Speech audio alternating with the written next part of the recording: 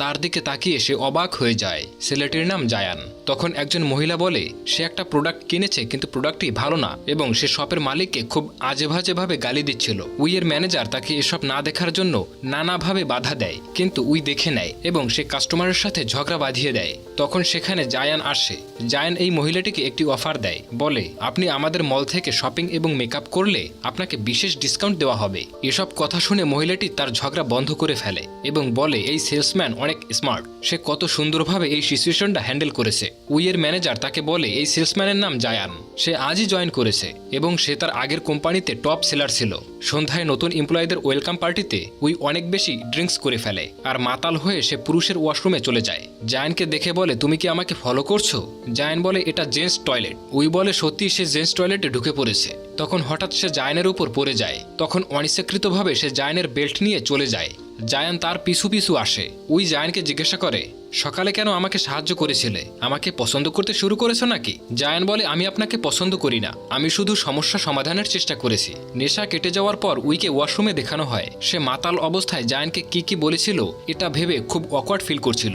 পরদিন মলে উই জায়ানকে দেখে। তখন সে একজন কাস্টমারের হাত ধরে প্রোডাক্ট সম্পর্কে বলছিল, যা দেখে উই জেলাস হয় এবং জায়ানকে বলে আমি এখানের সব প্রোডাক্ট কিনে নেব।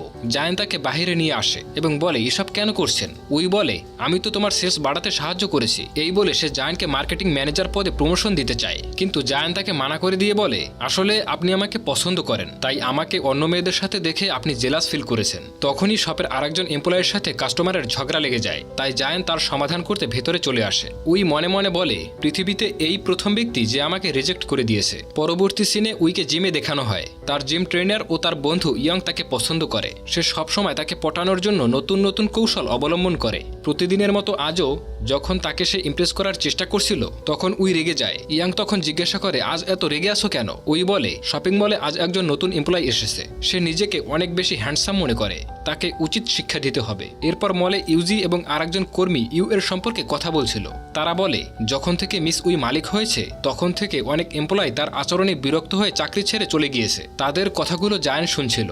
তখনই মলে কয়েকজন লোক এসে ভাঙচুর করতে শুরু করে এবং বলে এই মলের সমস্ত প্রোডাক্ট নকল এবং দামও অনেক বেশি। উই এসে বলে এসব বন্ধ করো আর এখান থেকে তোমরা চলে যাও, কিন্তু তারা তখন উইয়ের সাথে বাজে আচরণ করছিল এবং তাকে মারতে যায়। তখন জায়ান তাদেরকে মেরে উইকে নিয়ে সেখান থেকে পালিয়ে যায়। জায়ান বলে আপনি সবার সাথে উচ্চস্বরে কথা বলেন, এই জন্যই কেউ আপনাকে পছন্দ করে না। কিন্তু উই তার এসব কথা না শুনে জায়ানকে বলে তুমি আমাকে আপনি করে কেন বলছো? তুমি চাইলেই আমাকে নাম ধরে ডাকতে পারো। এসব শুনে জায়ান রাগান্বিত হয়ে বলে আমি আপনাকে সবসময় বাঁচাতে পারবো না, সবার সাথে ভালো ব্যবহার করার চেষ্টা করবেন। এরপর জায়ানকে টিউশন ক্লাসে দেখানো হয়। সে তার বইয়ের মধ্যে একটা